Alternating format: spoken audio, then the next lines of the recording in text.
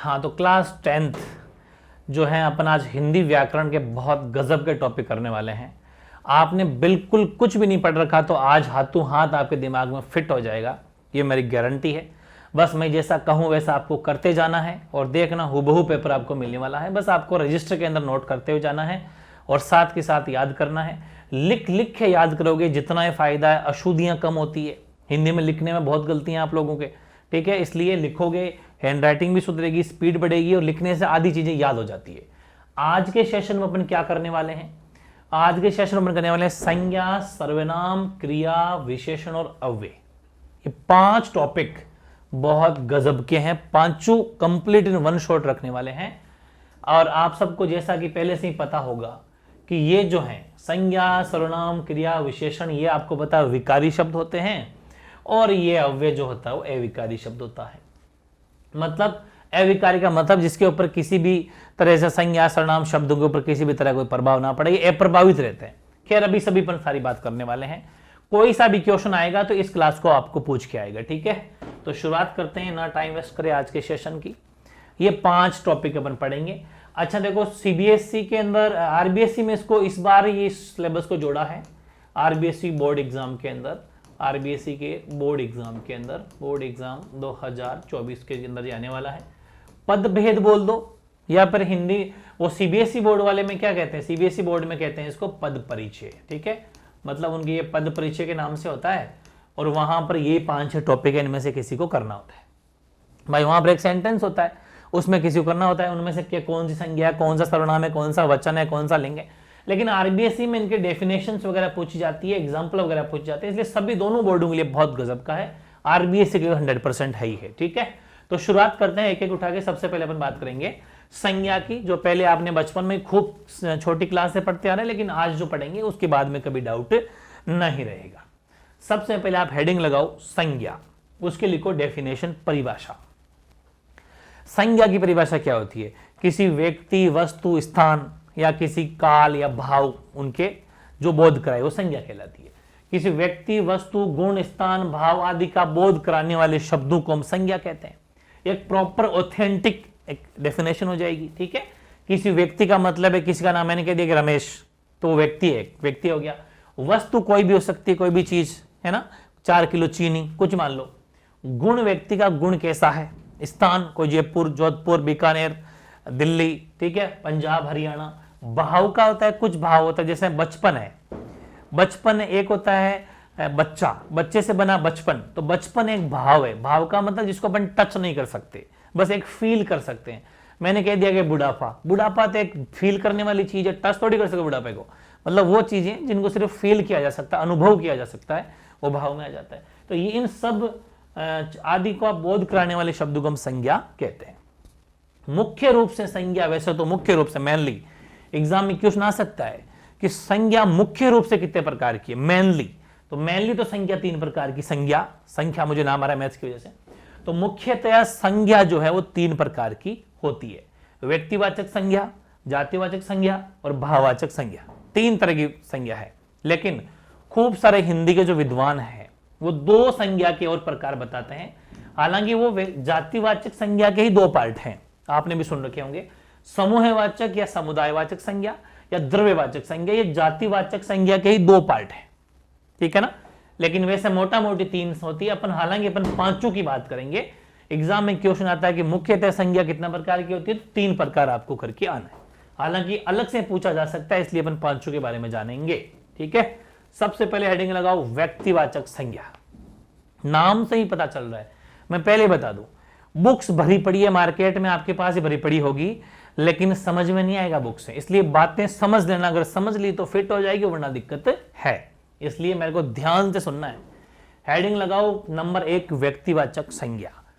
जिन संज्ञा शब्दों से एक व्यक्ति, पूरी बात को समझना, एक व्यक्ति, एक वस्तु, एक स्थान का बोध हो, मतलब जो एक वन व्यक्तिवाचक संज्ञा में ओनली फॉर वन, न कि पूरा ग्रुप। एक संज्ञा जो है व्यक्तिवाचक संज्ञा में क्या, कोई एक व्यक्ति, एक स्थान या एक वस्तु का बोध हो, वो व्यक्तिवाचक संज्ञा होती है। जैसे मैंने कहा जयपुर, अब पूरे संसार में जयपुर एक ही है, ठीक है। मैंने कहा गंगा नदी, अच्छा मैंने कहा गंगा नदी भारत के अंदर एक ही है, लेकिन मैं कहूं कि नदी, तो फिर व्यक्तिवाचक संज्ञा नहीं होगा, वहां पर जातिवाचक होगा। कैसे कि नदी का मतलब है सारी नदियां, जो जातिवाचक में आती है। जातिवाचक में कौन आती है? जो पूरे ग्रुप को इंडिकेट करे, पूरे एक समुदाय को, एक पूरे वर्ग को, एक समूह को इंडिकेट करे, पूरे समूह की तरफ इशारा करे। लेकिन मैंने कहा गंगा नदी एक ही है। मैंने कहा रोहित, रोहित किसी का नाम है जो कि एक ही है, साफ पता चलता है, ठीक है। मैंने कहा कमल, अब ये कमल किसी का नाम भी हो सकता है, तो कमल का फूल भी एक ही। मैंने कहा ओनली फॉर लिखता मैं फूल, तो जातिवाचक। मैंने कहा कमल, तो कमल का फूल पहचान कर देना, फूल भी कौन सा फूल? कमल का फूल, बिल्कुल सही है। अरावली, अरावली एक पर्वतमाला है, राजस्थान में भी है, मध्य प्रदेश में तो मतलब गुजरात में भी, तो अरावली एक पर्वतमाला है, ठीक है, बिल्कुल। लेकिन मैंने कहा अरावली, तो लेकिन अरावली पर्वतमाला तो वैसे खूब है, लेकिन मैंने कह दिया अरावली व्यक्तिवाचक है, क्योंकि वो एक है, मतलब स्पेसिफिक अगर नाम कर दूं तो व्यक्तिवाचक, वरना पूरे समूह को कह दूं कि नदी, नदी जातिवाचक है। नदी कौन सी नदी? गंगा नदी, यमुना नदी, चंबल नदी, कौन सी है ना, इसलिए। लेकिन यहां मैंने फिक्स कर दिया कि गंगा नदी, तो व्यक्तिवाचक, ओनली फॉर नदी तो जातिवाचक, ठीक है। तो ये व्यक्तिवाचक और जातिवाचक मुख्यतः अंतर है। फिर भी परिभाषा जातिवाचक में देखेंगे कि जिन संज्ञा शब्दों से किसी एक संपूर्ण जाति, एक वर्ग या एक समूह की सभी वस्तुओं का बोध हो या पता चले, वहां पर जातिवाचक संज्ञा होती, ठीक है। जैसे कि पर्वत, अब कौन सा पर्वत? सारे पर्वत आगे, ठीक है, सारी नदियां, जितने भी देश में नदियां, शहर, कौन सा शहर? शहर, दिल्ली शहर है ना, लेकिन पता नहीं कौन सा शहर, सारे शहर आगे। फूल, कौन सा फूल? कमल के, ठीक है ना, तो मतलब किसी भी तरह के फूल का पता नहीं, तो सारे फूल, पूरे फूलों का समूह आ गया इसके अंदर। लड़का, अरे भाई रोहित नाम का लड़का था, लेकिन यहाँ पर लड़का कौन सा लड़का? तो लड़की, लड़का वाली पूरी जाति आ गई, मतलब जितने भी लड़के हैं वो आगे, मतलब ग्रुप हो गया।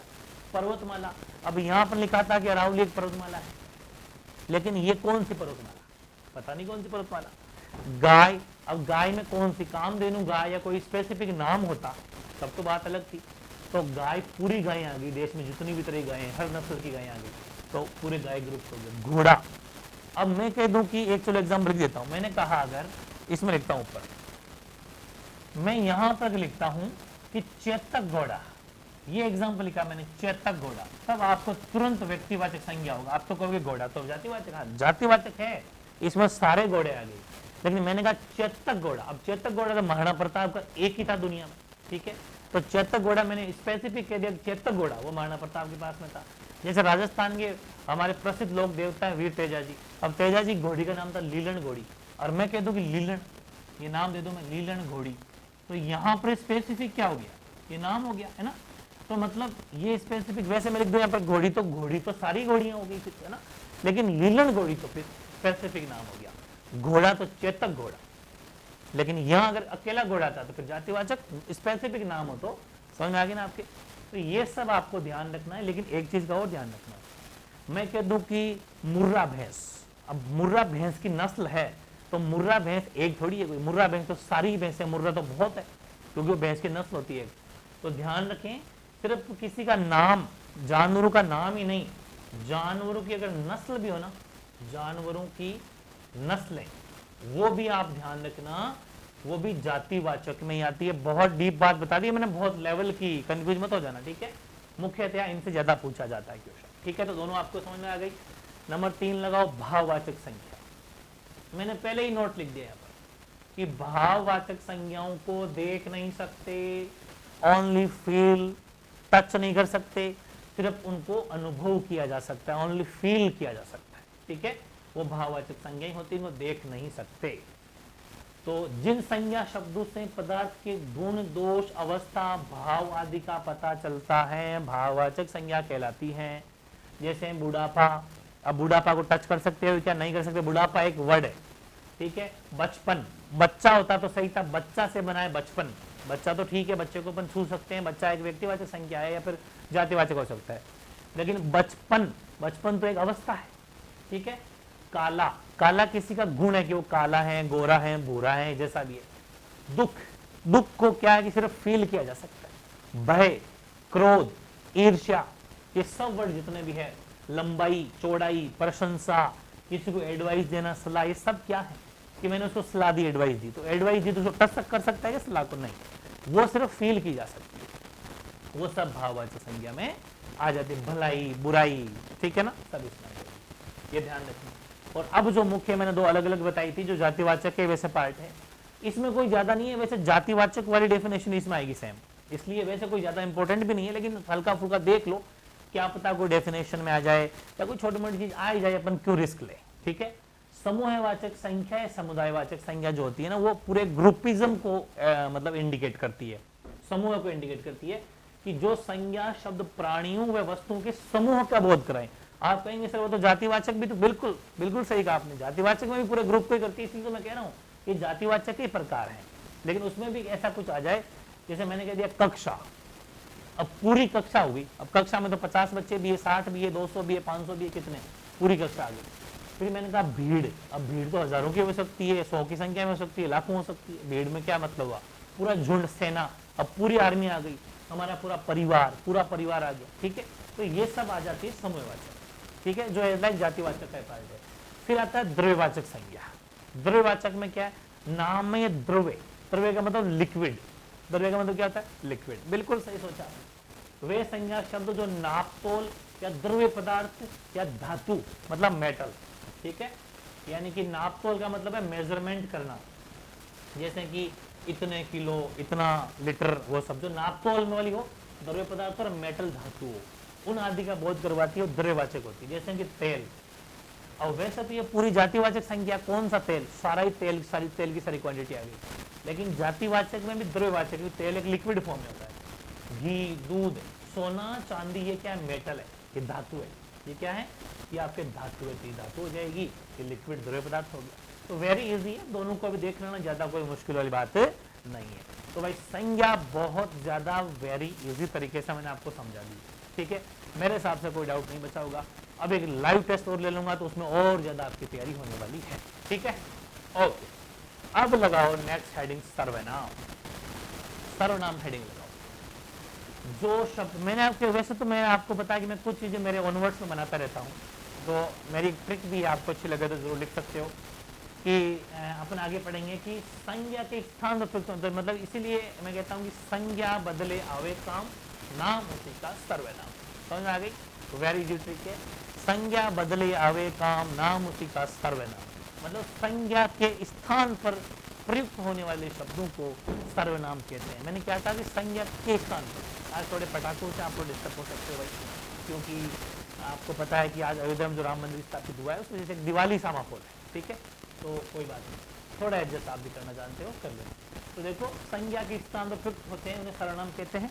जैसे कि अब आप कहेंगे ये क्या मामला, बिल्कुल, जैसे एक बात बताऊं कि राम ने किसी से कहा शाम घर जाएगा, ध्यान समझना, राम ने किसी से कहा कि शाम है ना वो घर जाएगा, ऐसा कहा, ठीक है।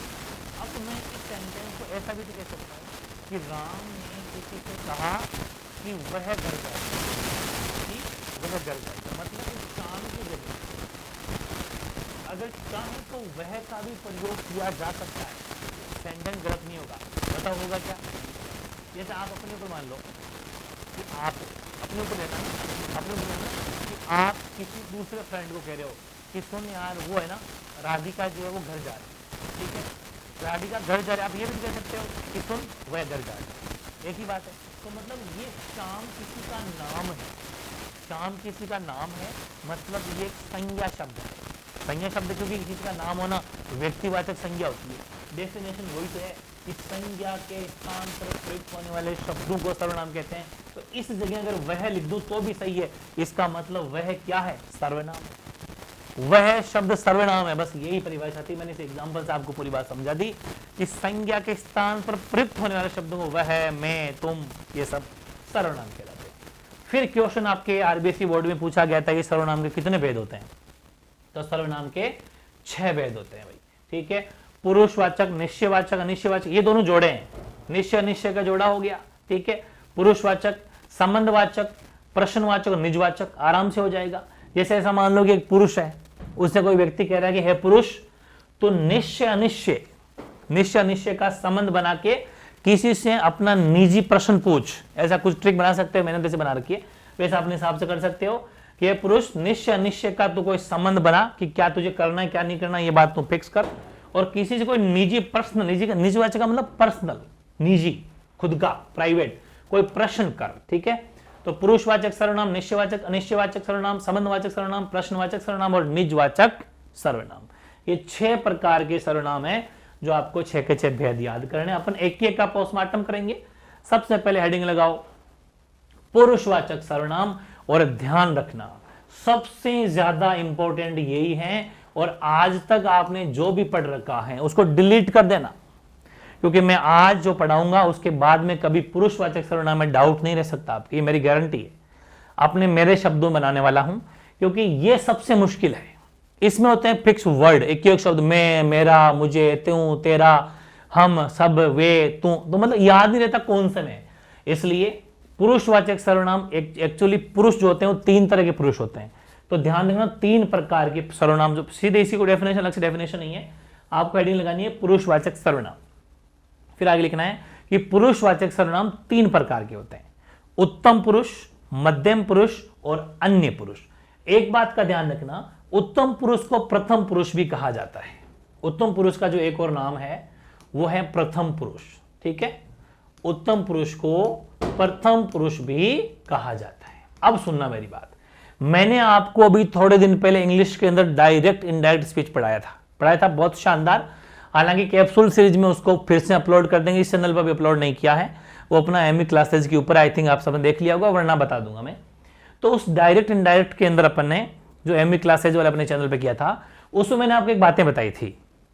सन, बाय डायरेक्ट इनडायरेक्ट में अपने पढ़ा था SON, सन। सन का मतलब first person, second person, third person, मतलब सब्जेक्ट फर्स्ट पर्सन के अकॉर्डिंग चेंज होता है, ऑब्जेक्ट सेकंड पर्सन के अकॉर्डिंग चेंज होता है, और थर्ड पर्सन कोई चेंज नहीं होता, नो चेंज। ये अपने बातें पढ़ी थी। तो मेरी बात को ध्यान से सुनो, वो जो मैंने आपको first person, second person, third person पढ़ाया था, फर्स्ट पर्सन होता है आई और वी, बहुत गजब की ट्रिक है, जिंदगी में नहीं बोलोगे। सेकंड पर्सन होता है यू, और थर्ड पर्सन होता है ही, शी, इट, दे या किसी का नाम। ये ध्यान रखना भाई, ठीक है, बस और कुछ नहीं करना। अब आपको ये क्या मामला है, हिंदी में इंग्लिश, हिंदी में इंग्लिश तो ट्रिक है। देखो कैसे, आई और वी का मतलब, आई का मतलब होता है मैं, क्या होता है मैं, और वी का मतलब होता है हम, होता है कि नहीं होता, यस। यानी कि उत्तम, सबसे पहले चाहिए कनेक्टिविटी ये रखना, सबसे पहले उत्तम पुरुष आता है, फिर मध्यम बीच वाला, मध्यम मतलब बीच वाला, और फिर तीसरा अन्य पुरुष आता है। तो तभी ये ट्रिक काम करेगी, first person, second person, third person. First person I और वी होता है, इंग्लिश भी साथ में याद हो जाएगी। सेकंड पर्सन यू होता है, third person he, she, it या किसी का नाम या दे, ये होता है। अब सुनो, आई का मतलब होता है मैं और वी का मतलब होता है हम। तो इससे जितने भी शब्द बने, मैं, मेरा, मुझे, मुझको, ठीक है, मतलब जिसमें आई हो, मुझको, मेरे लिए, है ना, ये जितने भी शब्द हैं, मुझसे, मतलब जितने भी शब्द होंगे ना, जो जिसमें मैं आता हो, आई आता हो, टोटल उत्तम पुरुष में, एग्जाम में क्वेश्चन भी ऐसा ही आता है कि मुझे, ये कौन सा पुरुष है, उत्तम पुरुष है कि मध्यम उत्तम पुरुष है, ठीक है। वैसे ही हम, हमसे, हम, हमको, हमारे लिए, ठीक है ना, हम, हमारे लिए, है ना, ये सब, हम, हमको, हमारे लिए, हमसे, जितने भी वर्ड बनते हो और भी कोई बनता हो, तो मतलब हम जितने भी आता हो सब आ जाएंगे। फिर मध्यम पुरुष में होता है यू, यू में होता है तुम। भाई यू को हिंदी में क्या कहते हैं, तुम या आप, ये ध्यान रखना, यू को कहा जाता है तुम या आप।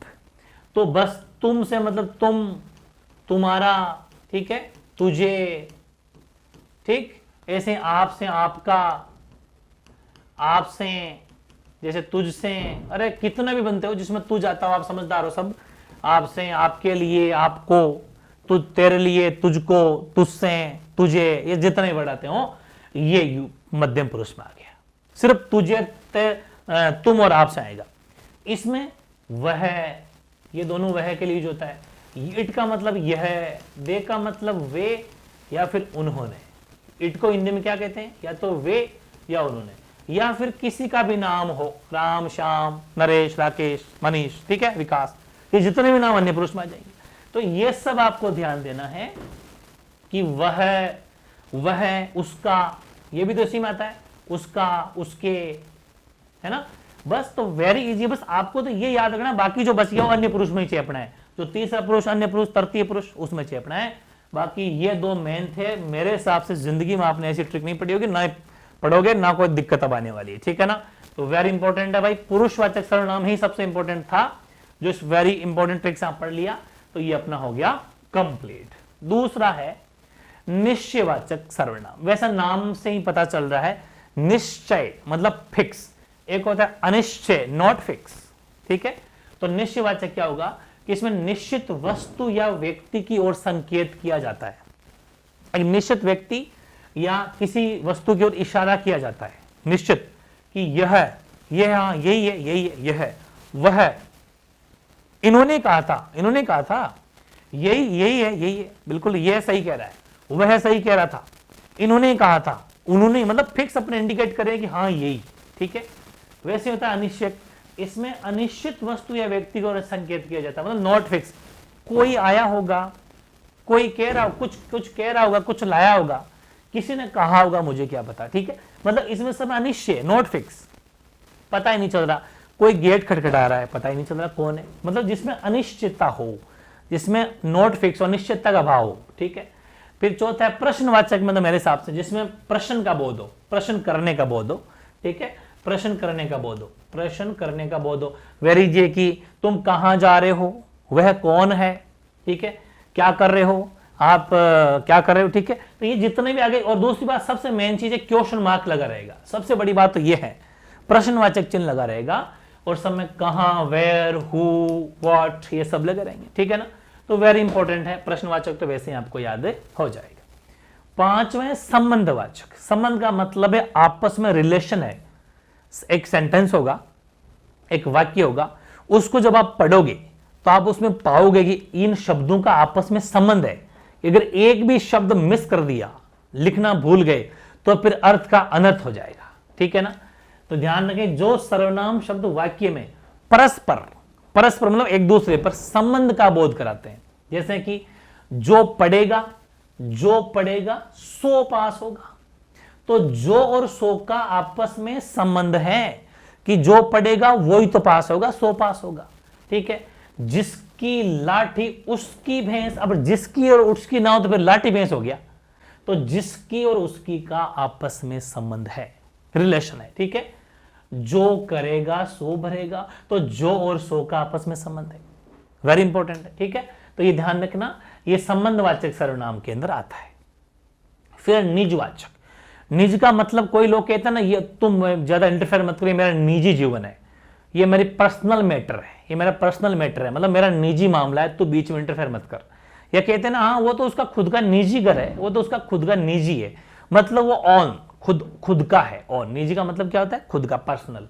तो जिन सर्वनाम शब्दों का प्रयोग करता स्वयं के लिए करता है, स्वयं के लिए या खुद के लिए करता है, स्वयं के लिए या फिर खुद के लिए प्रयुक्त करता है, निजवाचक होता है। जैसे कि मैं अपना काम स्वयं करता हूं, मैं अपना काम मतलब खुद की बात कर रहा है कि मैं अपना काम मैं खुद ही करता हूं, तो स्वयं के लिए हो गया।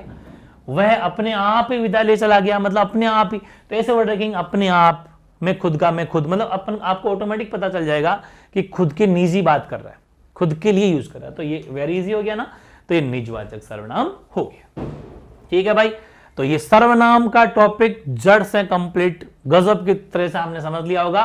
संज्ञा कंप्लीट, सर्वनाम कंप्लीट। लाइव टेस्ट लूंगा तो पूरे मतलब मजा आ जाएगा, वो 4 चांद लग जाएंगे आपकी तैयारी को, ठीक है ना। ओके, नेक्स्ट टॉपिक लगाओ, विशेषण। अगली हेडिंग क्या है, विशेषण। जो विशेषण डेफिनेशन क्या हो जाएगी, अभी तक अपन क्या पढ़ा, संज्ञा पढ़ी, सर्वनाम पढ़ा, बस अब विशेषण क्या है, संज्ञा और सर्वनाम, जो शब्द संज्ञा और सर्वनाम की विशेषता बताता है वही विशेषण कहलाता है, ठीक है ना। मतलब जो संज्ञा और सर्वनाम शब्दों की खासियत बताए, उनके गुणों की प्रशंसा करे, उनके बारे में बताए, वही विशेषण कहलाता है, ठीक है। तो जो शब्द संज्ञा या सर्वनाम की विशेषता बतलाते हैं उन्हें विशेषण कहते हैं। जैसे कि मदन काली पतलून पहनकर खेलने आया, ध्यान से समझना, यहां पर मदन किसी का नाम है, मतलब क्या है, ये संज्ञा। किसी का नाम संज्ञा है तो व्यक्तिवाचक संज्ञा होगी ना, बिल्कुल। काली पतलून पहनकर आया, तो ध्यान रखना यहां पर वो ऐसे भी लिख सकते थे कि मदन पतलून पहनकर खेलने आया, लेकिन आपने लिखा कि काली, मतलब पतलून तो एक तरीके से उसका सर्वनाम शब्द हो गया, लेकिन काली क्या है, काली इसकी विशेषता बता रही कि पतलून जो पहनी उसने या पैंट उसने पहनी वो किस रंग की थी, उसने उसका विशेषता भी बता दी। तो ये मैंने बेस्ट एग्जांपल ले लिया कि मदन काली पतलून पहनकर खेलने आया, तो ये जो आपस में जो विशेषताएं बताई जा रही वही विशेषण है, ठीक। और विशेषण बेसिकली 4 प्रकार का होता है, ठीक है। सबसे इंपॉर्टेंट है आपका गुणवाचक विशेषण, लेकिन आज के बाद आपके इसमें भी डाउट नहीं रहने वाला, मैं बहुत तगड़े तरीके से इसका एक्सप्लेन आपको आज करने वाला हूं। गुणवाचक विशेषण, संख्यावाचक विशेषण, परिमाणवाचक विशेषण, सार्वनामिक बोल दो चाहे संकेतवाचक विशेषण बोल दो। जैसा कि नाम से ही पता चल रहा है कि सार्वनामिक या संकेत इशारा करने वाला, परिमाण क्वांटिटी बताने वाला, संख्या नंबर बताने वाला, गुण गुण बताने वाला कि वो कैसा है, काला है, गोरा है, मोटा है, पतला है, बीमार है, स्वस्थ है, ठीक है। ये सब बातें अपन इसमें देखने वाले हैं। सबसे पहले इसी को लेंगे, वेरी इंपॉर्टेंट। अच्छा, प्रकार मत भूल जाना, एग्जाम में बहुत बार पूछा गया कि विशेषण कितने प्रकार का होता है, संज्ञा कितने प्रकार की होती है, सर्वनाम कितने प्रकार के होते हैं। तो संज्ञा मुख्यतः 3 प्रकार की होती है, सर्वनाम मुख्यतः 6 प्रकार के होते हैं, विशेषण मुख्यतः 4 प्रकार के होते हैं, ठीक है। प्रकार ना भूल जाना, हेडिंग लगाओ नंबर 1 गुणवाचक विशेषण। मैंने पूरी टेबल, ताकि टाइम वेस्ट ना हो, बहुत शानदार तैयार कर दी है। आज के बाद कोई डाउट आपके नहीं रहने वाला, ठीक है ना। क्या है, सबसे पहले गुणवाचक विशेषण की परिभाषा अपन लेते हैं कि वे शब्द जो किसी संज्ञा या सर्वनाम के गुण, दोष, रूप, रंग, आकार, स्वभाव, दशा आदि का बोध कराते हैं, उन्हें गुणवाचक विशेषण कहते हैं, ठीक है। समझ में आ गई। जो किसी की रंग बताए, रूप बताए, आकार बताए, दशा बताए, ठीक है, अवस्था बताए, स्वभाव बताए, उसके गुण दोष बताए, वो सब इसमें आ जाते हैं गुणवाचक में। अब आपको ये एक एक वर्ड मैंने जितने भी लिए कि गुण दोष क्या होते हैं बिल्कुल बताऊंगा, रंग क्या होता है बिल्कुल बताऊंगा, आकार क्या होता है, स्वाद क्या होता है, स्पर्श क्या होता है, गंध क्या होता है, दिशा क्या होती है, अवस्था क्या होती है, स्थान और काल क्या होता है, ये सब जानना भी बहुत जरूरी है, ठीक है। सबसे पहले गुण दोष। अब आप किसी बंदे का गुण दोष बता रहे हो तो कैसे बताओगे, हाँ अच्छा है, बुरा है, अच्छा नहीं है, बुरा है। तो अच्छा मतलब वो वर्ड जो गुण दोष बताने वाले शब्द ही है, अच्छा, बुरा, हाँ, सरल स्वभाव का है, झूठा बहुत है, ये दानी है यार, दानी बंदा, अरे कपटी है, बहुत कपटी है, कृपण है, ईमानदार है लेकिन ऑनेस्ट है, ये सब अपन बताते हैं, किसी का गुण दोष बताते हैं, ये वर्ड यूज करते हैं। तो जब भी ये शब्द यूज हो जाए समझ जाना गुणवाचक विशेषण है। व्यक्ति बहुत अच्छा है, अरे बड़ा झूठा है, नहीं बड़ा अच्छा है, ईमानदार, तो सब अपन क्या बता रहे हैं, गुणवाचक।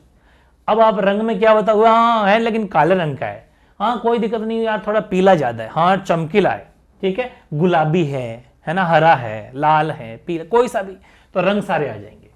आकार में क्या लिखते हैं, छोटा है, बड़ा है, तिकोना है, चौकोर है, कैसा है, छोटा है, बड़ा है, तिकोना है, चौकोर, आकार तो ऐसे ही होते हैं, हो जाएगा। फिर होता है स्वाद। स्वाद में कैसा, भाई स्वाद कैसा होता है, खट्टा, मीठा, मधुर, नमकीन या थोड़ा कसेला है यार, ठीक है, ये स्वाद के वर्ड हो जाते हैं। एक होता है स्पर्श करना, कि हाँ उसका जो फर्श था ना थोड़ा कठोर था, या फिर उसका जो फर्श है, टेबल का जो फर्श है ऊपर से बड़ा मुलायम है, कठोर है, मुलायम है, या कोमल है, या खुरदरा है, ये टच करने से पता चलेगा, स्पर्श करने से पता चलेगा, ठीक है। गंध खुशबूदार है या सुगंधित है, या सौंदा है, या गंधहीन है, कैसा है, ठीक है। फिर दिशा तो 4 होती है, उत्तर, दक्षिण, पूर्व, पश्चिम। फिर अवस्था में कहते हैं युवा है, बूढ़ा है, तरुण का मतलब जवान होता है, तरुण है, नया है, प्रौढ़ है, नूतन है, कैसा भी हो, वो अवस्था में आ जाता है। फिर स्थान का मतलब रहने वाला कहाँ का है, ग्रामीण है, कोई देशी आदमी है, गुजराती है, पंजाबी है, कहाँ का, मराठी है, कहाँ का, ठीक है। काल का मतलब होता है आधुनिक काल, मतलब मॉडर्न, या ताजा, या बासी, कोई बासी का पुराना, ये सब चीजें जब भी आ जाए तो समझ जाना गुणवाचक विशेषण। हो गई फुल पीएचडी, हो गई पीएचडी। अगला नंबर 2 लगाइए, नंबर 2 है संख्यावाचक विशेषण, ठीक है। संख्यावाचक में क्या होता है, वैसे तो जो शब्द संज्ञा सर्वनाम की संख्या बताते हैं, लेकिन एक्चुअली संख्यावाचक के 2 प्रकार है, ये आपको ध्यान देना पड़ेगा। संख्यावाचक के दो प्रकार हैं भाई, निश्चयवाचक संख्यावाचक, निश्चित संख्यावाचक और अनिश्चित संख्यावाचक। ठीक है, निश्चित में क्या होगा, जो संख्या निश्चित है, 2, 5, पहला, पांचवा, चौगुना, तिगुना, तीनों, पांचों, ये शब्द इसमें आ जाते हैं। ठीक है, अनिश्चित वाचक में कई, कुछ, बहुत, सब, थोड़े, मतलब है तो संख्या ही। इसमें कह दिया कि दो पेन देना भैया, मतलब फिक्स संख्या के 2 पेन देना, या फिर 5 पेन देना, 5 किताबें देना। पहला, ये पहला बच्चा ना, ये पहले वाला आ जाओ, पांचवा आ जाओ, पांचवा, मतलब अपन फिक्स करेंगे पहला या पांचवा। या फिर कह रहे नहीं ये इसका चौगुना है, मतलब आपको ये पता है कि ये 10 किलो है ना, 10 किलो है क्या, ओके, इसका चौगुना कर दो, मतलब 40 कर दो, तिगुना कर दो, या फिर तीनों ही आ जाओ, पांचों ही आ जाओ, मतलब अपन फिक्स इंडिकेट करें, निश्चित है ये। लेकिन यहां पर क्या है कि कई लोग आए थे वहां तो पता ही नहीं चला, कुछ दे दो ना, कुछ थोड़ा बहुत, बहुत बहुत ज्यादा, कितना बहुत पता ही नहीं, सब के सभी आ गए, कितने सब, संख्या फिक्स नहीं है, थोड़े से आए थे पता ही नहीं। तो ये शब्द जो होते हैं वो अनिश्चित वाचक संख्यावाचक, अनिश्चित संख्यावाचक को इंडिकेट करते हैं। वेरी इंपॉर्टेंट है ना। ओके, अगला क्या है, अगला है परिमाणवाचक। परिमाण का मतलब होता है क्वांटिटी, और क्वांटिटी कैसे पता चलेगी, नापतोल करने से। तो परिमाणवाचक की तो एक ही पहचान है, नापतोल। ठीक है, मतलब जिसको अपन नाप और तोल सकते हो वो सब परिमाणवाचक विशेषण में आ जाएंगे, जिनको नापा या तोला जा सकता है। ठीक है ना, जैसे कि जिन शब्दों से संज्ञा या सर्वनाम की नाप तोल संबंधी विशेषताओं का ज्ञान होता है, परिमाणवाचक विशेषण कहलाता है। ये भी दो प्रकार के, निश्चित परिमाणवाचक और अनिश्चित परिमाणवाचक। तो ये भी बेसिकली इसके भी दो प्रकार है। निश्चित में कि भाई 1 किलो चीनी दे दो, 5 किलो दे दो, 1 तोला दे दो। ठीक है, और इसमें कई किलो, 50 मन, ढेर सारा, बहुत सा। मन का मतलब 40 किलो होता है, एक मन में 40 केजी होता है, तो 50 मन हो गए। ठीक है, और 100 क्विंटल, 100 केजी का 1 क्विंटल होता है, तो 40 केजी, फिर 40 केजी, फिर 20 केजी, मतलब 2.5 मन। जब 2.5 मन होता है तो 1 क्विंटल बनता है, और 1 क्विंटल 100 केजी का होता है, और 1 मन 40 केजी का होता है। ये खैर आपको उतना नहीं जानना, लेकिन बता रहा हूं, आप कहीं समझो कि ये मन क्या होता है। फिर है सार्वनामिक या संकेतवाचक विशेषण। इसमें नाम से ही पता चल रहा है कि जो विशेषण शब्द संज्ञा या सर्वनाम की ओर संकेत करते हैं, इशारा करते हैं कि यह पुस्तक मेरी, यह क्या है, सर्वनाम शब्द है। वह मकान तुम्हारा है क्या, तुम्हारा है, मतलब ये वह या वह या यह, ये जो शब्द होते हैं ये मतलब स्पेसिफिक इंडिकेट करें इशारा करके, वो सार्वनामिक या संकेतवाचक विशेषण कहलाता है। आई समझ में, बहुत ज्यादा इजी है ना। तो इस तरीके से अपना विशेषण वाला टॉपिक भी कंप्लीट, आई थिंक आपने पूरा समझ लिया होगा। संज्ञा कंप्लीट, सर्वनाम कंप्लीट, विशेषण कंप्लीट। अब हेडिंग लगाओ क्रिया। नंबर 4 टॉपिक कौन सा है, क्रिया। क्रिया का मतलब क्या होता है, करना, डूइंग। ठीक है ना। तो जिन शब्दों से किसी कार्य के होने या करने का भाव हो, या होना या करना पाया जाता हो, या होने या करने का बोध हो, क्रिया कहलाती है। आज बहुत गजब की बात बताने वाला हूं। क्रिया बहुत मुश्किल टॉपिक है, हल्के में मत लेना, लेकिन एक ऐसी ट्रिक बताऊंगा कि उससे आपका कोई सा भी क्वेश्चन नहीं अटक सकता। ये प्रीवियस पेपर को मैंने उठा के पूरी नस नस चेक कर ली है, ये मेरी गारंटी है। क्रम के आधार पर क्रिया के 2 भेद होते हैं, मतलब बेसिकली आपके वैसे आएगी भी 2 ही इंपॉर्टेंट है, सकर्मक और अकर्मक। आप कहेंगे क्रम के आधार, बिल्कुल क्रम के आधार पर तो है। सकर्मक का मतलब मैंने देखो नाम में डेफिनेशन छुपी हुई है, सकर्मक। सकर्मक का मतलब, स का मतलब होता है साथ, क्रम के साथ। तो सकर्मक की डेफिनेशन भी वही हो जाएगी कि वह क्रिया जिन क्रियाओं के कार्य का फल कर्ता पर न पड़कर क्रम पर पड़ता है, क्रम पर। और यही एग्जाम में पूछा गया क्वेश्चन है कि जिन क्रियाओं के कर्ता का या काम करने का फल जो है वो कर्ता पर न पड़कर क्रम पर पड़ता है या कर्म पर पड़ता है, जो कर्म पर पड़ता है ये अकर्मक है, सकर्मक है। तो आप कहेंगे सकर्मक। जिसमें कर्म पाया जाए वो सकर्मक है, जिसमें कर्म ना पाया जाए अकर्मक है। क्योंकि अकर्मक दूसरे प्रकार का क्या नाम है, अकर्मक। अकर्मक का ए का मतलब ही नेगेटिव होता है। मैं आपको बात बताऊं बहुत तगड़ी, कि जैसे जिसके पहले ए लग जाए ना, मैंने कहा समान, समान मतलब इक्वल, लेकिन इसके पहले अगर मैं ए लगा दूं हो गया असमान, मतलब नेगेटिव अर्थ देता है। ध्यान रखना, ए जिसके पीछे लगता हो। तो बस वही चीज है कि यहां पर भी वही है। मैंने कहा अकर्मक मतलब कर्म का ना होना। ठीक है, वेरी इजी। तो दोनों की परिभाषा आपको याद होगी कि जिन क्रियाओं के कार्य का फल कर्ता पर न पड़कर कर्म पर पड़ता हो, फिर कर्म पर पड़ता हो, वो सकर्मक क्रिया होती है। और जिन क्रियाओं में कर्म न पाया जाता हो, सिर्फ कर्ता पर ही फल पड़ता हो, वो अकर्मक कहलाती है। अब सबसे बड़ा मुद्दा, डेफिनेशन तो चलो आपको याद हो गई। अब सबसे बड़ा सेकंड जो मुद्दा है, सेकंड जो इश्यू है, वो इश्यू है कि इनमें आपको सेंटेंस दे रखे होंगे और ये पूछेंगे आपसे कि इस उपयुक्त वाक्य में कौन सी क्रिया है, क्रिया कौन सी है। जैसे मैंने कहा कि बच्चा दूध पी रहा है। अब आपको ये टेंशन नहीं लेनी है कि यार ये कैसे पता चलेगा कौन सा कर्म होता है, कौन सा कर्ता होता है, कुछ भी नहीं। आप तो क्या लगा के प्रश्न करो, क्या, हमेशा क्या करना है, बस सिर्फ क्या लगा के प्रश्न करना है। किसके क्या लगाना है, कर्ता के। कर्ता कौन होता है, सबसे पहले जो होता है ये कर्ता होता है। जैसे बच्चा दूध पी रहा, बच्चा करता है, सतीश करता है, मोहन करता है। ठीक है, ओके। कर्ता का मतलब इंग्लिश में बोलते हैं सब्जेक्ट। क्वेश्चन क्या है कि बच्चा दूध पी रहा है।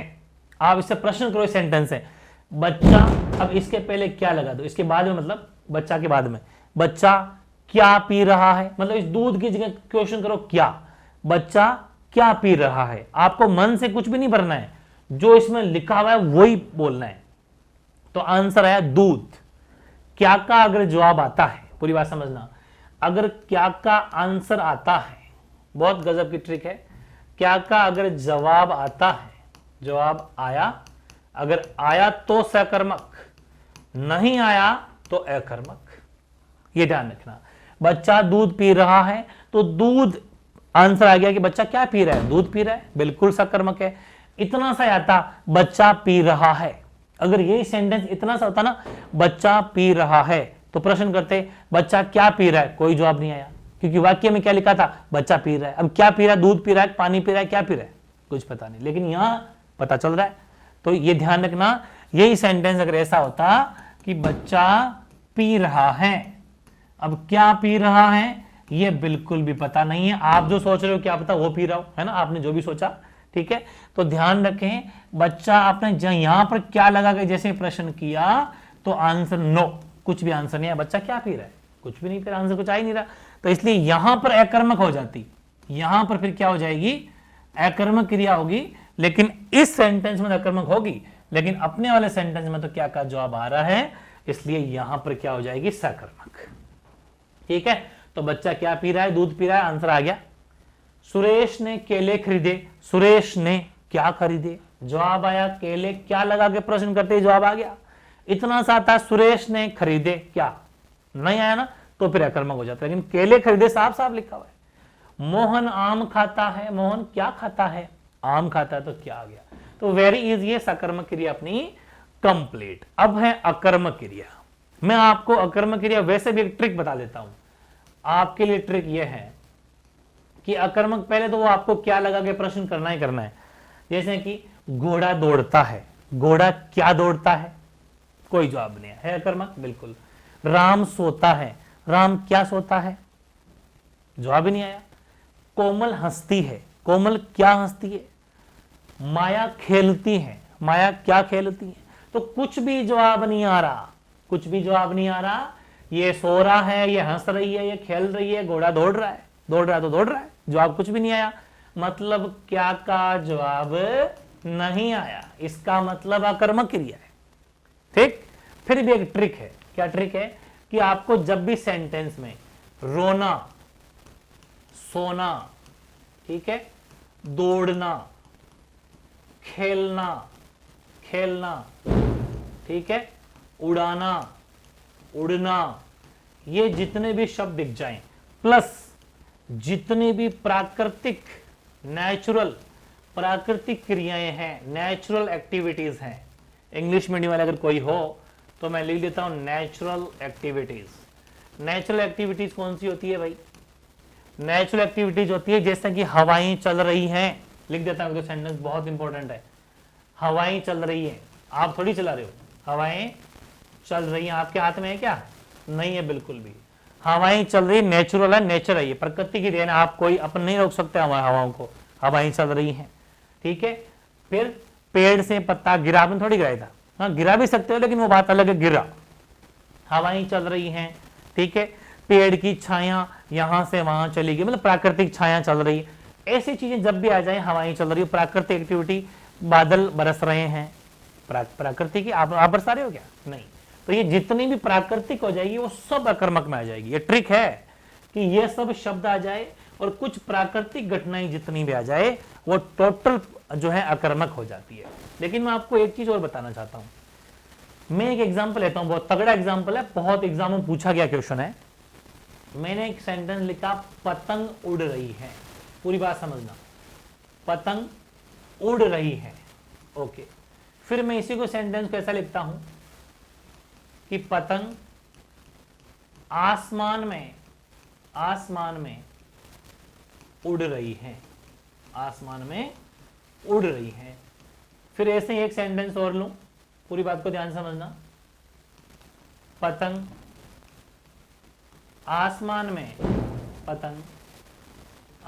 में बहुत ऊंची उड़ रही है, बहुत ऊंची उड़ रही है, ठीक है। और एक सेंटेंस लेता हूं, अमन पतंग उड़ा रहा है, ठीक है। या फिर अमन आसमान में पतंग उड़ा रहा है, या फिर अमन आसमान में बहुत ऊंचे पतंग उड़ा रहा है। ये सारे सेंटेंस, यही चीजें मैं यहां लिख देता हूं। अब आपसे पूछ रहा हूं कि इन सेंटेंस में कौन कौन सी क्रियाएं हैं। बहुत तगड़ा, सकर्मक है या अकर्मक? अब समझना, पतंग उड़ रही है, पहला सेंटेंस, पतंग क्या उड़ रही है? तुरंत जवाब आया अकर्मक, क्योंकि कोई क्या का जवाब नहीं है, पतंग उड़ रही है, क्या उड़ रही है, बस कोई जवाब नहीं आया ना। पतंग आसमान में उड़ रही है, तो आप पतंग तो आसमान में उड़ेगी, ये पहचान करनी है बस। आपको एग्जामिनर हमेशा बावड़े बनाने की कोशिश करेगी, ठीक है। और ये सब शब्द बावड़े बनाने के लिए ही हैं। कौन से? आसमान में उड़ रही है, आसमान में बहुत ऊंची उड़ रही है। अरे भाई वो एक ही बात है, पतंग ही उड़ रही है, कोई नई चीज नहीं है। आसमान में उड़े चाहे आसमान के अंदर घुस जाए, उसे फर्क नहीं पड़ेगा। मेन चीज है इसमें कोई उड़ाने वाला है क्या, कोई कर्म कर रहा है क्या, वो तो अपने आप उड़ रही है। भाई इन सेंटेंस से आप ये मत सोच रहे नहीं साहब पतंग उड़ाने वाला तो है ही, अरे है, लेकिन वाक्य में है क्या? सेंटेंस में किसी का नाम नहीं है ना, तो सेंटेंस में किसी का नाम नहीं है तो पतंग तो अपने आप उड़ रही है, अपने आप, ठीक है ना। तो ये सब के सब अकर्मक क्रिया के एग्जाम्पल हैं, ठीक है। और वैसे मैं लिख दिया था कि उड़ाना अकर्मक ही होता है, लेकिन आप कहेंगे फिर इधर साफ साफ है कि अमन पतंग उड़ा रहा है। सेंटेंस क्या बना? अमन क्या उड़ा रहा है, जवाब क्या का निकल के आया, पतंग उड़ा रहा है। समझ में आई ना? तो ऐसी कंडीशन में फिर अमन पतंग आसमान, अमन की पतंग आसमान में उड़ रही है, ठीक है ना। तो अमन की आसमान में क्या उड़ रही है? पतंग उड़ रही है। तो मतलब हर सेंटेंस में यहां पर क्या का जवाब आ रहा है, इसलिए ये जितने भी एग्जाम्पल है वो सकर्मक क्रिया के हैं। तो ध्यान रखें, ऐसे उड़ना रोना धोने से काम नहीं चलेगा। अगर सेंटेंस में अर्थ बदल जाए तब वो अकर्मक शब्द भी सकर्मक हो जाते हैं। तो इन पर थोड़ी विशेष फोकस आपको रखना है और कोई दिक्कत नहीं है। बस एक ही ट्रिक है, क्या का जवाब आता है तो सकर्मक, अन्यथा अकर्मक। ये दो मुख्य थी। वैसे मैंने दो और लिए, प्रेरणार्थक क्रिया और पूर्वकालिक क्रिया। ये दो, ये भी आपके अलग से याद करनी है, ये भी इंपॉर्टेंट है, पूछी जाती है। एक सेंटेंस देर का होगा। वैसे तो क्रिया दो ही प्रकार की होती है मुख्यतः क्रम के आधार पर, लेकिन आपने ये भी पूछ लिया था कि प्रेरणार्थक क्रिया और आपकी पूर्वकालिक क्रिया क्या होती है। ये दो और पढ़ लो फिर क्रिया कंप्लीट है। प्रेरणार्थक क्रिया क्या होती है कि जहां कर्ता स्वयं कार्य न करके अपनी प्रेरणा से, अपनी प्रेरणा द्वारा अन्य किसी से करवाता है, खुद नहीं करता, अपनी प्रेरणा से, अपनी एडवाइस से, अपनी समझ से किसी और से करवाता है, वो प्रेरणार्थक होती है। जैसे कि अध्यापक छात्र से कहानी लिखवाता है, अध्यापक खुद नहीं लिख रहे हैं, छात्र से लिखवा रहे हैं। गोविंद ने राम को जगवाया, अब गोविंद है ना, उन्होंने राम को जगवाया कि राम को जगाना, मतलब खुद नहीं जगा रहे हैं, किसी से जगवा रहे हैं। देख लो भाई, गोविंद ने राम को जगवाया मतलब खुद नहीं जगा रहे, किसी से जगवा रहे हैं। रमेश मजदूर से पेड़ कटवाता है, तो रमेश खुद नहीं काट रहा, मजदूर से कटवा रहा है। तो ये जितने भी एग्जाम्पल हो जाएंगे वो हमेशा प्रेरणार्थक क्रिया होगी। कौन सी होगी? प्रेरणार्थक क्रिया होगी। एक होती है पूर्वकालिक। पूर्वकालिक का मतलब जो पहले पहले हो। तो जब भी दो क्रियाएं एक साथ हो, पूरी बात को समझना कि जब भी दो क्रियाएं एक साथ हो, ठीक है, और उनमें जो एक के बाद एक होगी, सीधी सी बात, दो क्रियाएं एक साथ होने वाली है, लेकिन कुछ टाइम तो ऐसा होगा जो थोड़ी सी पहले वो हुई थी उसके बाद आगे वाली हुई थी। तो जो थोड़ी सी पहले हुई ना वो पूर्वकालिक। पूर्व का मतलब ही पहले का होता है ना, पीछे का, बिल्कुल। तो जब किसी वाक्य में दो क्रियाएं प्रयुक्त हुई हो तथा उनमें से जो क्रिया पहले हुई, पहले संपन्न हुई, वह पूर्वकालिक कहलाती है। जैसे कि मोहन नहाकर विद्यालय गया, मतलब मोहन पहले नहाया फिर स्कूल गया। तो ये नहाकर है ना, नहाना, ये पूर्वकालिक क्रिया है। ऐसे सेंटेंस आपको तुरंत पहचान में आ जाएंगे, अच्छा ये तो पूर्वकालिक है। वह चाय पीकर घूमने जाता है, तो पहले चाय पी उसने फिर घूमने गया, तो चाय पीना पूर्वकालिक क्रिया है। दीपक पढ़कर सो गया, दीपक पहले पढ़ा फिर सोया, ठीक है ना। तो बहुत गजब का सेशन हो गया। क्रिया भी अपनी कंप्लीट, संज्ञा कंप्लीट, सर्वनाम कंप्लीट, विशेषण कंप्लीट, क्रिया कंप्लीट। चारों टॉपिक बहुत शानदार, चारों विकारी शब्द है। चारों क्या है? विकारी शब्द है, ये भी आपको ध्यान रखना है। विकारी शब्द एग्जाम में क्वेश्चन आता है, संज्ञा, सर्वनाम, विशेषण और क्रिया, ठीक है ना। ये कैसे शब्द हैं? तो ये बड़ा तगड़ा क्वेश्चन है। ये चारों के चारों विकारी शब्द है, विकारी शब्द। हालांकि आपके कोर्स में इतना लेवल का है नहीं, लेकिन बस इतना सा याद कर लेना साइड में कहीं पर, विकारी है। विकारी कभी और पढ़ा दूंगा, जो अपन एमवी क्लासेज वाला जो अपना चैनल है, आपको और ज्यादा डिटेल में, बहुत ज्यादा आगे फ्यूचर में कभी पढ़ो ना, तो इस चैनल पर पढ़ लेना। मैंने आरएस लेवल की, पूरे आरएस जो मेंस पेपर में आता है उस लेवल की करवा रखी है, तो वहां से कोई डाउट आएगा नहीं, वो भी पढ़ सकते हो। लेकिन ये चीजें अपन को यहां से पढ़नी है। तो ये चारों टॉपिक अपने हो गए कंप्लीट। अब हेडिंग लगाओ लास्ट, अपना पांचवा टॉपिक अव्यय। वैसे अव्यय जितना आपके लेवल का आएगा उतना ही कराऊंगा मैं। बहुत जबरदस्त कैप्सूल अव्यय का, तो ये इसके बाहर कुछ नहीं जाएगा, ज्यादा नहीं पढ़ना अव्यय को, ठीक है ना। अव्यय जो है, सबसे पहला क्वेश्चन, अव्यय हैं विकारी शब्द या अविकारी शब्द? सबसे मेजर इंपॉर्टेंट क्वेश्चन यही बनता है कि अव्यय एक अविकारी शब्द है, पहला क्वेश्चन। दूसरा बनेगा, जो डेफिनेशन से बनेगा नहीं, बना है, बनता रहेगा, आगे भी बनेगा, कि जिस शब्द में लिंग, वचन, कारक आदि के कारण रूप परिवर्तन, ये एक बार दिखा देता हूं मैं आपको, इधर देख लो। एक रूप परिवर्तन सही नहीं लिखा क्या? पूरा लिख देता हूं, रूप परिवर्तन, ठीक है। रूप परिवर्तन नहीं होता, अव्यय कहलाता है, ठीक है। यानी कि जिस शब्द में लिंग, वचन, कारक, डेफिनेशन याद कर लेना, रट के पी जाना, लिंग, वचन, कारक, इनके कारण कोई परिवर्तन नहीं होता, मतलब ये बंदा बिल्कुल अप्रभावित रहता है, कोई असर नहीं है इसके ऊपर कि भाई लिंग चेंज कर दिया, कोई बात नहीं, अव्यय पर कोई असर नहीं पड़ेगा। वचन चेंज कर दिया, एक वचन से दो बहुवचन बना दिया, कोई फर्क नहीं पड़ेगा। कारक, कर्ता कारक से कर्म कारक, कर्ण कारक, कोई सा भी हो, ये हमेशा अप्रभावित रहता है। इसीलिए तो अविकारी, कोई विकार नहीं आता इसमें, ठीक है, कोई परिवर्तन नहीं होता। इस कारण इसके रूप परिवर्तन नहीं होने के कारण इसको अव्यय कहते हैं। ये परिभाषा, तो दो क्वेश्चन हो गए, एक तो पक्का परिभाषा से पूछेगा या पूछेगा इससे, ठीक है। फिर पूछेगा प्रकार। वैसे देखो कंपटीशन एग्जाम के अंदर अपन, वैसे तो मोटा मोटी अव्यय की 4 भेद ही होते हैं, लेकिन एक भेद और होता है निपात। मैं आपको एक बात बताऊं, ये कंपटीशन वाली बात है, काफी जो विषय विशेषज्ञ हैं वो निपात को भी एक प्रकार मानते हैं, लेकिन आपके सिलेबस में निपात नहीं है, ठीक है। वो खैर आगे की बात है, कंपटीशन पढ़ा दूंगा। निपात बताऊं क्या होता है? चलो रफली छोटा मोटी बता देता हूं, नॉलेज के लिए काम आएगा। निपात क्या होता है कि रमेश शादी में आएगा। एक तो ये कहता हूं रमेश शादी में आएगा, एक होता है रमेश ही शादी में आएगा।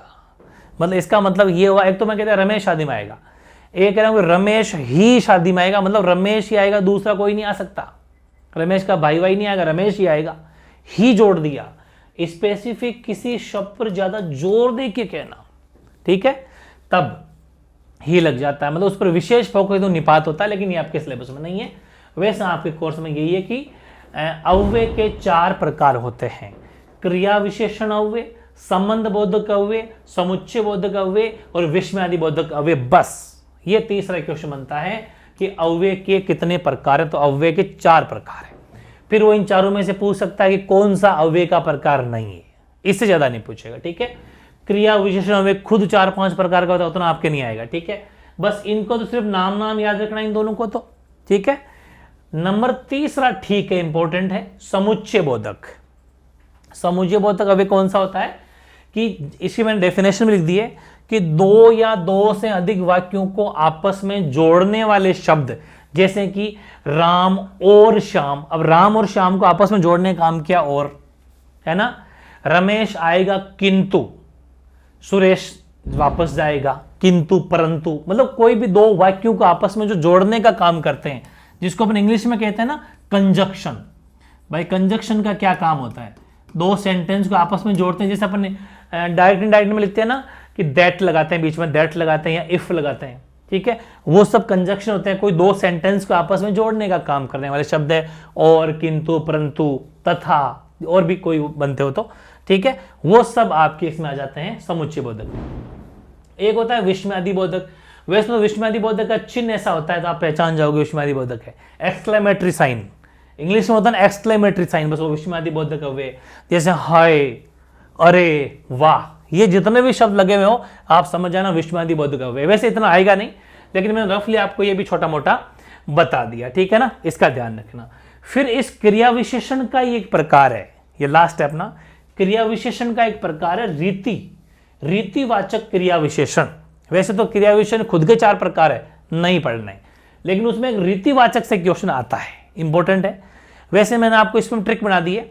रीति का मतलब होता है कि उस बंदे की काम करने की रीति कैसी है, स्टाइल कैसी है, काम करने का ढंग कैसा है, वो बंदे की क्या मतलब क्या खासियत है, वो चीज है। यानी कि जिन अव्यय शब्दों से क्रिया के होने की रीति का पता चले, मतलब काम हो रहा है तो कैसे हो रहा है, काम कर रहा है तो कैसे कर रहा है। इसके लिए एक बहुत तगड़ी ट्रिक है आपके लिए, तो आप किसी भी सेंटेंस में कैसे लगा के प्रश्न करो, कैसे लगा के प्रश्न कीजिए। अगर जिसका जवाब आता है वही शब्द आपके रीतिवाचक है। कि राम धीरे धीरे चलता है, राम कैसे चलता है, धीरे धीरे चलता है। वैसे तो फेमस एग्जांपल ये है मैंने, धीरे धीरे वाला। ये धीरे धीरे जो लिखा हुआ है, मतलब ये उसकी रीति है, चलने की स्टाइल है। वह अचानक चला गया, कैसे चला गया, अचानक से चला गया, ये उसकी एक्टिविटी रीति है। अविनाश बहुत धीरे धीरे चलता है, तो ये ऐसे सेंटेंस वैसे धीरे धीरे से आएगा आपके लगभग, तो ये वेरी इंपॉर्टेंट है अव्यय भी। ठीक है भाई, तो बहुत गजब की अपनी क्लास हो चुकी है। ठीक है, अपने 5 टॉपिक कंप्लीट कर लिए हैं, संज्ञा, सर्वनाम, ठीक है, विशेषण, क्रिया और अव्यय। ठीक है, ये चारों विकारी, बहुत फेमस क्वेश्चन, और ये अविकारी, ये 5 कंप्लीट इन 1 शॉट। मजा आ गया होगा पढ़ के, घंटे भर की क्लास तो भले ही हो, लेकिन मजा आ गया। सारी चीज आपको रजिस्टर में उतारनी है, टू द पॉइंट पढ़नी है। इन 5 का एक साथ एक जबरदस्त लाइव टेस्ट लेने वाला हूं मैं आपका। सभी का लाइव टेस्ट बता दूंगा, टाइम टेलीग्राम चैनल के ऊपर शेयर कर दूंगा। अपने टेलीग्राम चैनल का नाम है MV सीरीज ऑफिशियल। इस चैनल को आप सब मतलब टेलीग्राम ज्वाइन कर सकते हो, MV सीरीज ऑफिशियल के नाम से टेलीग्राम चैनल है। इस पर लिंक शेयर कर देंगे, टाइम शेयर कर देंगे, इस पर अपन PDF भी शेयर करते हैं, और भी तो इसलिए नोट्स वगैरह चाहिए तो टेलीग्राम चैनल भी ज्वाइन कर लेना चाहिए आपको। तो ये सब बातें आपको बता देंगे कब लाइव टेस्ट होगा, और बहुत ज़बरदस्त अपनी तैयारी हो जाएगी। तो आई थिंक मज़ा आ गया होगा। किसी भी तरह का मेरे हिसाब से आपके डाउट नहीं रहना चाहिए, और आपके जो एग्ज़ाम है वो बहुत अच्छे होंगे, चिंता नहीं करें। एक भी सिंगल मार्क्स आपके कटने वाला नहीं है। ठीक है ना, इसके बाहर कुछ नहीं जाना, मस्त तरीके से पढ़ो। ये 5 अपन आज कंप्लीट किए, अब मिलते हैं अपन लाइव टेस्ट में। फिर कोई ग्रामर का और भी टॉपिक अपन करने वाले हैं। बस कैप्सूल सीरीज का मजा उठाओ, और हर चीज आपको अलग रजिस्टर में उतारनी है। ठीक है, ओके।